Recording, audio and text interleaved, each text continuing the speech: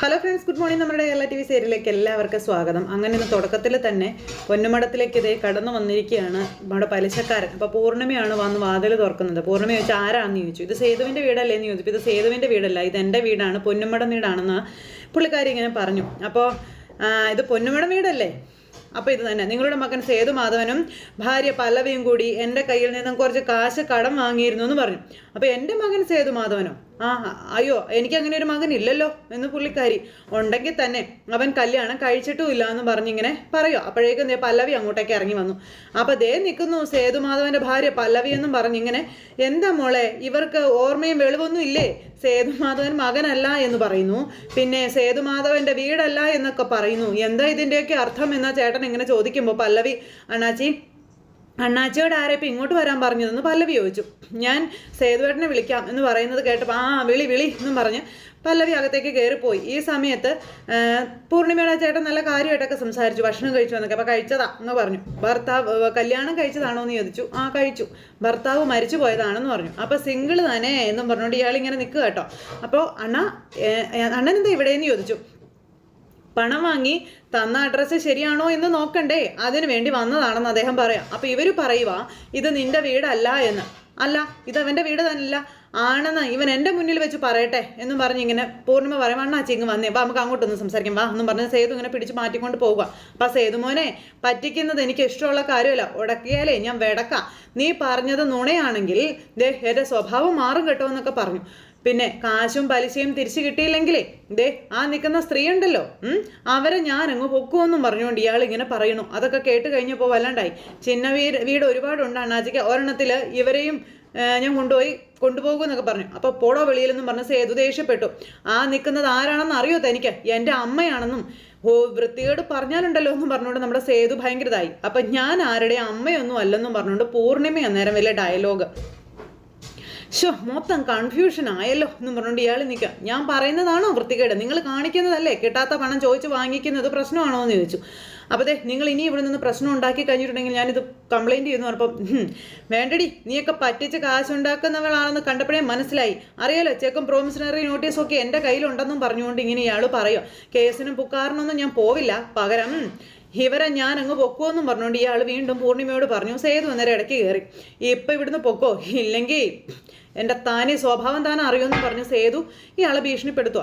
പൈസ വാങ്ങിച്ചിട്ടുണ്ടെങ്കിൽ അത് തരും എന്നും പറഞ്ഞു. പിന്നെ ദേ തൻ്റെ കയ്യിൽ നിന്ന് വാങ്ങിയ കാശ്, അത് തീയതി പോലും മുടങ്ങാതെ പലിശ ഞാൻ തന്നിരിക്കും, മുതലും തന്നിരിക്കും. താൻ അതിൻ്റെ പേരും പറഞ്ഞ് ഇവിടെ ഇനി കയറിയേക്കരുതെന്ന് പറഞ്ഞു.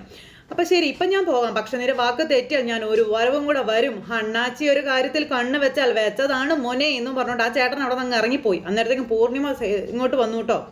ഈ വീടിൻ്റെ ചരിത്രത്തിൽ ഇന്ന് വരെ ഇങ്ങനെ ഒരു സംഭവം ഉണ്ടായിട്ടില്ലെന്നും പലിശക്കാർ കയറി വന്ന് എന്നെ വരെ അപമാനിച്ചുവെന്നും ഇനി എന്തൊക്കെ ഞാൻ സഹിക്കേണ്ടി വരുമെന്നൊക്കെ ചോദിക്കുമ്പോൾ, അമ്മേ ഞാൻ കേൾക്കണ്ട, ഒരു ന്യായീകരണവും എനിക്ക് കേൾക്കണ്ട എന്നും പറഞ്ഞുകൊണ്ട് പൂർണ്ണിമ,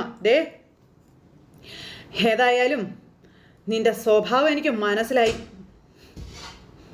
പിടിച്ച് മെത്തേ കിടത്താൻ നോക്കിയത് എൻ്റെ ഭാഗത്തെ തെറ്റാണെന്നും പറഞ്ഞുകൊണ്ട് പൂർണ്ണിമ അകത്തേക്ക് കയറിപ്പോയി. അപ്പോൾ അട്ടയെ പിടിച്ച് മെത്തേ കിടത്തിയാൽ അത് കിടക്കില്ലല്ലോ എന്നും പറഞ്ഞുകൊണ്ടാണ് അയാൾ പോയത്. പൂർണ്ണിമ അങ്ങ് പോയത്. അപ്പോൾ അയാളും പോയി, പൂർണ്ണിമയും പോയി. ഈ സമയത്താണെങ്കിൽ സേതു ഇങ്ങനെ മനസ്സ് തകർന്ന് ഇങ്ങനെ നിൽക്കുക, ഒപ്പം പല്ലവിയും. ആ സമയത്ത് എന്ത് പറയണമെന്നറിയാത്തൊരവസ്ഥയിൽ നിൽക്കുമായിരുന്നു പല്ലവി. എങ്ങനെ സേതുവിനെ സമാധാനിപ്പിക്കണമെന്ന്. പെട്ടെന്ന് പിന്നെ അച്ചുവിനെയാണ് കാണിക്കുന്നത്. അണ്ണാച്ചി പറഞ്ഞത് സത്യമാണോ? സേതുവേട്ടൻ അയാളുടെ കയ്യിൽ നിന്ന് കാശ് കടം വാങ്ങിയിട്ടുണ്ടോ എന്ന് ചോദിച്ചു കേട്ടോ അച്ചു വന്ന് പല്ലവിയോട്.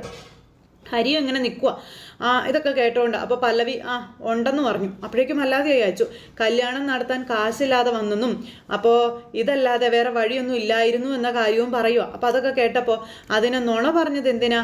സേതുവേട്ടനും പല്ലവി ചേച്ചിയും ഭാര്യയും ഭർത്താവും അല്ലല്ലോ. അങ്ങനെ പറയാൻ പോയത് എന്തിനാ എന്ന് ചോദിക്കുമ്പോൾ, ഭാര്യയും ഭർത്താവുമായിട്ട് വന്നാൽ മാത്രമേ അണ്ണാച്ചി കാശ് തരുമായിരുന്നുള്ളൂ എന്നുള്ള കാര്യം പല്ലവി അന്നേരം പറയുക കേട്ടോ. സമയമില്ലായിരുന്നു മുന്നിൽ, അപ്പോൾ അങ്ങനെ ഒരു നുണ അത് പറയേണ്ടി വന്നുവെന്നും അച്ചുവിനോട് പറഞ്ഞു. എൻ്റെ ചെക്ക്, ഞാൻ ഒപ്പിട്ട് കൊടുത്ത പ്രോമിസണറി നോട്ട്, എൻ്റെ സാലറി സർട്ടിഫിക്കറ്റ്, ഇത് മൂന്നുമാണ് ജാമ്യം കൊടുത്തിരിക്കുന്നതെന്നുള്ള കാര്യവും നമ്മുടെ പല്ലവി ഇങ്ങനെ പറയുക. കാശ് തിരിച്ചു കൊടുക്കുന്നതിൽ എന്തെങ്കിലും വീഴ്ച വന്നാൽ അത് എന്നെ മാത്രമേ ബാധിക്കുമെന്ന് പറയുമ്പോൾ, എന്തിനാ ചേച്ചി ഇങ്ങനെയൊക്കെ ചെയ്യാൻ പോയത്? കാശില്ലായിരുന്നെങ്കിൽ എൻ്റെ കല്യാണം മുടങ്ങുമായിരുന്നു, മുടങ്ങട്ടെ എന്ന് വെച്ചുകൂടായിരുന്നു എന്ന് ചോദിച്ചു. അതിനുവേണ്ടി എന്തിനാ ചേച്ചിയും സേതുവേട്ടനും കൂടി ഇത്രയും വലിയൊരു തുക കടമെടുത്തതെന്ന് അച്ചു ഇങ്ങനെ ചോദിക്കുമ്പോൾ നിന്റെ കല്യാണം മുടങ്ങിയാൽ അത് ബാധിക്കുന്നതേ പൊന്നും മടത്തെ മൊത്തത്തിലല്ലേ മോളേന്നും ചോദിച്ചുകൊണ്ട് പല്ലവി ഇങ്ങനെ ചോദിക്കുക കേട്ടോ. മാധവമേനോന്റെ മകളുടെ കല്യാണം ആർഭാടമായിട്ട് തന്നെ നടക്കണമെന്ന് സേതുവേട്ടന് നിർബന്ധം ഉണ്ടായിരുന്നു എന്ന കാര്യവും പല്ലവി ഇവരോട് ഇങ്ങനെ പറയുക. അതിന് എത്ര വലിയ കടം വാങ്ങിയാലും സേതുവേട്ടൻ വാങ്ങാനും തയ്യാറായിരുന്നുവെന്നും സേതുവേട്ടന് ഞാനല്ലാതെ സഹായിക്കാൻ ആരാ ഉള്ളതെന്നൊക്കെ ചോദിച്ചുകൊണ്ട് പല്ലവി ഇങ്ങനെ ഇവരുടെ മുന്നിൽ പറയുക. സ്വന്തം അനിയത്തിയുടെ കല്യാണം നടത്താൻ ഒരു ഏട്ടൻ കടം വാങ്ങിയിട്ടുണ്ടെങ്കിൽ അതിലിപ്പോൾ എന്താ തെറ്റ് പറയാനുള്ളതെന്നും ചോദിക്കുക. അപ്പോൾ ഏട്ടനല്ലല്ലോ കടം വാങ്ങിയത്, ചേച്ചിയല്ലേ എന്ന് ചോദിച്ചു. അപ്പോൾ എനിക്കൊരു പ്രതിസന്ധി വന്നപ്പോൾ എന്നെ സഹായിച്ച ആളാണ് സേതുവേട്ടൻ. അപ്പോൾ സേതുവേട്ടനൊരാവശ്യം വരുമ്പോൾ തിരിച്ച് സഹായിക്കേണ്ടത് എൻ്റെ ബാധ്യതയല്ലേ എന്ന് പല്ലവി ഇങ്ങനെ ഇവരോട് ചോദിക്കുക. ഇവർക്കതിനൊന്നും മറുപടി ഇല്ലാതെ ഇവരിങ്ങനെ വിഷമിച്ച് നിൽക്കുക കേട്ടോ. ഇപ്പം അയാൾ ഒരു തവണ ഈ വീട്ടിലേക്ക് കയറി വന്നു, ഇനി വരില്ല. എത്ര കഷ്ടപ്പെട്ടിട്ടായാലും കൃത്യമായിട്ട് പലിശ കൊടുക്കും. ഇനി ഒരിക്കലും അമ്മയ്ക്ക് ആരുടെ മുന്നിലും നാണം കഴിയേണ്ടി വരില്ല എന്ന് പല്ലവിയും സേതുവും അച്ചുവും കൂടെ പറയുന്നത് പൂർണിമ പുറകിൽ നിന്ന് ഒളിച്ചു നിന്ന് കേൾക്കുക കേട്ടോ. അത് ഇവരാരും കണ്ടില്ല. അപ്പോൾ പല്ലവി ഇത് പറയുന്നതെല്ലാം നമ്മുടെ പൂർണിമ ഇങ്ങനെ അവിടെ നിന്ന് കേട്ടു. അപ്പോൾ അത് കേട്ടിട്ട് പൂർണിമ ഇങ്ങനെ അവിടെ നിന്ന് പോകുക. അപ്പോൾ പൂർണിമയ്ക്ക് എന്തൊക്കെയോ മനസ്സിലായിട്ടുണ്ട്. ഇതെല്ലാം കഴിഞ്ഞതിന് ശേഷം പിന്നെ കാണിക്കുന്ന മാധവമേനോൻ്റെ ബോർഡൊക്കെ എഴുതി കസേര കയറി ഇങ്ങനെ ഇരിക്കുവാണ് നമ്മുടെ ഋതിക. അപ്പോൾ ഋതികയ്ക്ക് ഒരു കോള് വന്നു. ഹലോ എവിടുന്നു? വരാൻ പറ എന്നും പറഞ്ഞുകൊണ്ട് ഫോൺ അങ്ങ് കട്ട് ചെയ്തു. അപ്പോൾ ഒരാൾ അങ്ങോട്ടേക്ക് കയറി വന്നു. അപ്പോൾ കയറി വന്നു കഴിഞ്ഞപ്പോൾ ബാങ്കിൽ നിന്നാണ് വന്നിരിക്കുന്നതെന്നുള്ള കാര്യം പറഞ്ഞു. അപ്പോൾ സ്ഥാപനം ജപ്തി ചെയ്യാനാണ് ബാങ്കിൻ്റെ തീരുമാനം എന്നുള്ള കാര്യമൊക്കെ പറയുമ്പം ബിസിനസ്സൊക്കെ ഇപ്പോൾ വളരെ മോശമാണെന്നും കുറച്ചുകൂടി സാവകാശം തരേണ്ടി വരുമെന്നൊക്കെ ഋതുക പറഞ്ഞപ്പം അതൊക്കെ മേഡം നേരിട്ട് സീനിയർ മാനേജരോട് സംസാരിക്കുന്നതായിരിക്കും നല്ലത്. ആരാ സേതുമാധവൻ എന്ന് ചോദിക്കുമ്പോൾ എന്തിനാ അദ്ദേഹം 3-4 ഗഡുക്കൾ അടച്ചിരുന്നുവെന്നും പിന്നെ അദ്ദേഹത്തിനും ഒന്നും ചെയ്യാൻ പറ്റിയില്ലെന്നുള്ള കാര്യം പറഞ്ഞപ്പം അങ്ങനെ ചെയ്തായിരുന്നു അല്ലേ അയാൾ? അത് ഞാൻ അറിഞ്ഞില്ലായിരുന്നു. ഇവിടെ ഉണ്ടായിരുന്നെങ്കിൽ നേരിട്ടൊന്ന് കാണാമായിരുന്നു. വിവരം സേതുമാധവനോടും പറയാമല്ലോ എന്നൊക്കെ ഇങ്ങനെ പറഞ്ഞപ്പം ഇവിടെ ഇല്ലേ ആള്, പിന്നെ എവിടെ ചെന്നാൽ കാണാൻ പറ്റും എന്ന് ചോദിക്കുമ്പം അതെങ്ങനെ എനിക്കറിയാം, നിങ്ങൾ അയാളുടെ നമ്പറിലേക്ക് ഒന്ന് വിളിച്ചു ചോദിക്കാം ഋതുക പറയുക. അപ്പോൾ ശരിയെന്നാ എന്നും പറഞ്ഞുകൊണ്ട് അദ്ദേഹം അവിടെ നിന്ന് അങ്ങ് പോയി. ഋതുകയാണെന്നുണ്ടെങ്കിൽ അന്തം വിട്ടിങ്ങനെ ഇരിക്കുക. അപ്പോൾ പഴയ കാലമൊന്നുമല്ല, കാര്യങ്ങൾക്ക് പെട്ടെന്ന് തന്നെ തീരുമാനം ഉണ്ടാക്കണം. ലോണ് തിരിച്ചടയ്ക്കാത്തവരുടെ ഒട്ടും ഭയമായിട്ട് പെരുമാറേണ്ടതാണ് ബാങ്ക് തീരുമാനിച്ചിരിക്കുന്നത്. പിന്നെ ഈ സ്ഥാപനം ജപ്തി ചെയ്ത് പോകണ്ട എന്നുള്ളതാണെങ്കിൽ കുടിശ്ശിക തീർക്കുന്നതായിരിക്കും നല്ലത്, പറഞ്ഞേക്കാവെന്നും പറഞ്ഞു ഋതികയ്ക്ക് 2 ചാട്ടവും ചാടിയിട്ട് അദ്ദേഹം അങ്ങ് പോയി. ഋതികയാണെങ്കിൽ തല പുകഞ്ഞ് അവിടെ ഇരിക്കുക, ഭയങ്കര ഇതായിപ്പോയി. എന്നിട്ട് അപ്പം തന്നെ ഫോൺ എടുത്ത് പ്രതാപനെ വിളിച്ചു. പ്രതാപ് ഫോൺ എടുക്കുന്നില്ല. അപ്പം തന്നെ പറന്ന് വീട്ടിലേക്ക് വരുന്നു. അപ്പോൾ ഋതിക ഇറങ്ങി വരുന്നത് പത്മജ കണ്ടു, ഓടി അകത്തേക്ക്. അപ്പോൾ ആ ഋതു വരുന്നുണ്ട് കേട്ടോ എന്നും പറഞ്ഞ് ഭർത്താവിനോട് ചെന്ന് പറയാം. വലിയ സ്നേഹമൊന്നും അവളോട് കാണിക്കേണ്ട, നമ്മളൊരു കാര്യം ആവശ്യപ്പെട്ടിട്ടേ സഹകരിക്കാത്തവളാ അവൾ, ആ ഓർമ്മ നിങ്ങൾക്ക് വേണം കേട്ടോ എന്നൊക്കെ പറഞ്ഞു. അപ്പോൾ എനിക്കെല്ലാം മനസ്സിലായി എന്നും പറഞ്ഞുകൊണ്ട് പ്രതാപൻ ഇരിക്കുന്നു. മകൾ നേരെ ഓടി കതച്ച് കയറി വന്നു. അപ്പോൾ അവിടെ വെച്ചെല്ലാം അവസാനിച്ചൊന്ന് കരുതണ്ട, അവരിങ്ങോട്ട് തിരിച്ചു വരും പ്രതികാരം ചെയ്യാൻ എന്നും പറഞ്ഞ് ഋതുകയോട് വന്ന് ഋതുക കയറി വന്നപ്പോൾ ഈ പ്രതാപൻ ഋതുകയോട് പറയുക. അപ്പോൾ ഋതുക ഇങ്ങനെ ആകെ ഇതായിട്ട് നിൽക്കുക, പൈസ മൊത്തവൻ്റെ കൈ കിടക്കുമല്ലേ. ആ സമയത്ത് പത്മജിയും ഭയങ്കര ഇതായിട്ട് നിൽക്കുക. നിനക്കെന്തായാലും കല്യാണത്തിന് സമ്മതിക്കാമായിരുന്നു, നീയും അത് ചെയ്തില്ലല്ലോ, അതിലാ എനിക്ക് സങ്കടം എന്നും പറഞ്ഞു പത്മജ വലിയ ഡയലോഗ് ഇറക്കുമ്പോൾ ഒന്നും മിണ്ടുന്നില്ല. അതെ അത് ശരിയാ, നിഖിലിന് എന്തായിരുന്നു ഒരു കുറവ്, നിനക്കൊന്ന് സമ്മതിച്ചുകൂടായിരുന്നു എന്ന് പ്രതാപൻ ചോദിക്കുക. ഞാൻ എന്തുകൊണ്ടാണ് കല്യാണത്തിന് സമ്മതിക്കാതിരുന്നത്? ആ വിൽപത്രം റദ്ദാകാൻ വേണ്ടിയിട്ടല്ലേ എന്ന് ഋതുക ചോദിക്കാം. അതും നിങ്ങൾ വായിച്ചിട്ടുള്ളതല്ലേ എന്ന് ചോദിച്ചു.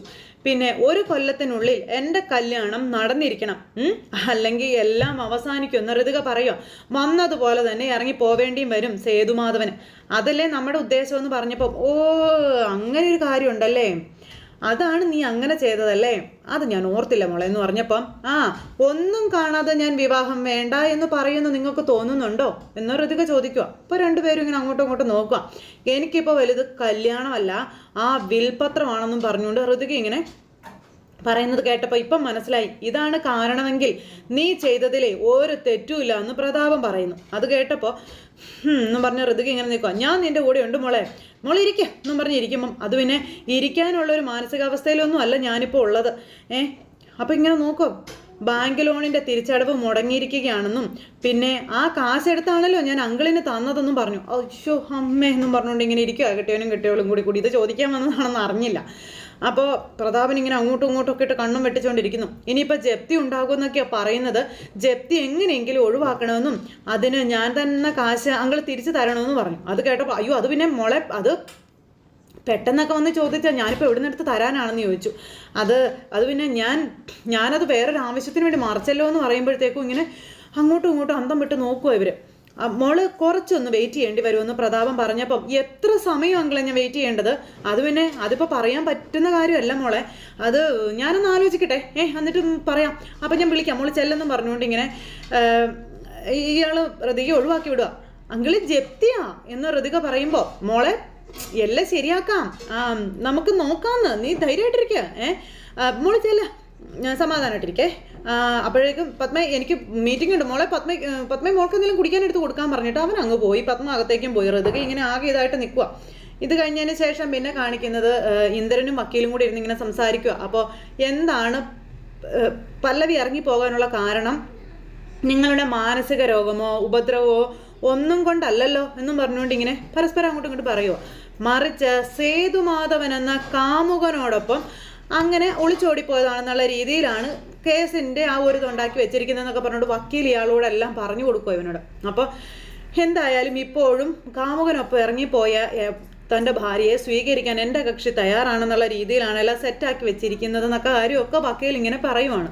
അപ്പം കേസ് എപ്പോഴും നമ്മുടെ കാര്യത്തിൽ നമുക്ക് വേണ്ടി അനുകൂലമായി വരുമെന്നും പല്ലവിയെ എന്നേക്കുമായി പൂട്ടാൻ കഴിയുമെന്നും ഒക്കെയുള്ള കാര്യങ്ങളൊക്കെ ഇങ്ങനെ വക്കീൽ ഇങ്ങനെ എല്ലാ കാര്യങ്ങളും 1 by 1 ആയി പറയുന്നു.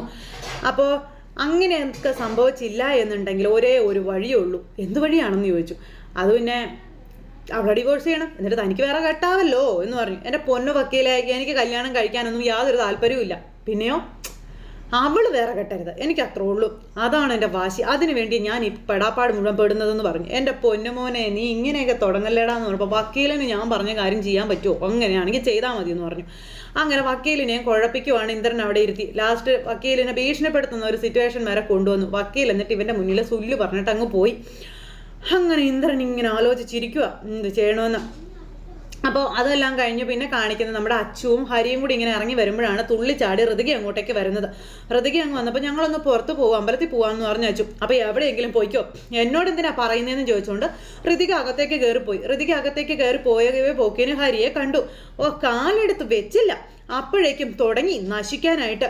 ഈ കുടുംബം കുട്ടിച്ചോറാവാൻ ഇനി അധിക സമയമൊന്നും വേണ്ടെന്ന് പറഞ്ഞ ഋതിക ഇങ്ങനെ പറയുമ്പോൾ എന്ത് പറ്റിയെന്ന് ചോദിച്ചു അച്ചു. എന്തു പറ്റാൻ, ഇത് വായിച്ച് നോക്ക് എന്നും പറഞ്ഞുകൊണ്ട് ഇങ്ങനെ അച്ചുവിൻ്റെ കയ്യിലേക്ക് കൊടുത്തു. അങ്ങനെ അച്ചു അത് വായിച്ച് നോക്കി കഴിഞ്ഞപ്പോഴേക്കും അച്ചുവിനാകെ ടെൻഷനായി. നിനക്കൊക്കെ മൂക്കുമുട്ട തിന്ന് സുഖിച്ചിവിടെ കഴിയാം, ബാക്കിയുള്ളവർ അനുഭവിക്കുന്ന ബുദ്ധിമുട്ടുകളൊന്നും അറിയണ്ടല്ലോ എന്നും പറഞ്ഞ ഋതിക ഇങ്ങനെ ഷോ ഇറക്കുമ്പോൾ ജപ്തി നോട്ടീസുമായിട്ട് കയറി വന്ന് വലിയ ആളായത് ഋതിക. അപ്പോൾ ടെക്സ്റ്റൈൽസിന് ഈ അവസ്ഥയിൽ എത്തിച്ചത് ആരാണെന്ന് അച്ചു ചോദിച്ചു. ഞാനാണോ? എൻ്റെ അറിവിൽ അച്ഛൻ മരിക്കുമ്പോൾ പൂർണിമ ടെക്സ്റ്റൈൽസിന് 1 രൂപ പോലും കടമുണ്ടായിരുന്നില്ല. ഇപ്പം ഈ നോട്ടീസിൽ പറയുന്ന കടം മുഴുവൻ വരുത്തി വെച്ചത് ആരാണെന്ന് ചോദിച്ചു. ബിസിനസ് ആകുമ്പോൾ കടമൊക്കെ ഉണ്ടാകുമെന്ന് പറഞ്ഞ ഋതിക തടി തപ്പാൻ നോക്കുക. കടം വന്നാലേ അത് കൃത്യമായിട്ട് തിരിച്ചടച്ചില്ലെങ്കിൽ ബാങ്കുകാർ നോട്ടീസ് തരും. അതിന് വീട്ടിലുള്ളവരോട് ദേഷ്യപ്പെട്ടിട്ട് കാര്യമില്ല എന്ന് അച്ചു. എടി, ഈ ഐശ്വര്യക്കേടെന്ന് പറയുന്ന ഒരു സംഗതിയുണ്ട്. നിന്റെ ഭർത്താവ് ഇവിടെ വന്ന് എപ്പോൾ കയറിയോ അപ്പം തുടങ്ങി ഓരോരോ പ്രശ്നങ്ങളെന്നും പറഞ്ഞ് ഹരിയെ ഇങ്ങനെ കുറ്റപ്പെടുത്തുന്നത് കേട്ട് കഴിഞ്ഞപ്പം അതെ, എൻ്റെ ഭർത്താവിൻ്റെ കുറ്റം കൊണ്ടൊന്നും അല്ല, നിന്റെ കയ്യിലിരിപ്പ് കൊണ്ടാണ് ഇപ്പം ഇങ്ങനെയൊക്കെ സംഭവിച്ചതെന്ന് അച്ചു പറയുക. ഋതു, ദേ എന്നെ എന്ത് വേണമെങ്കിലും നിനക്ക് പറയാം, ഞാനത് സഹിക്കും. പക്ഷേ ദേ ശ്രീഹരിയെ പറഞ്ഞ ഞാനത് സഹിക്കില്ല എന്ന് പറഞ്ഞു.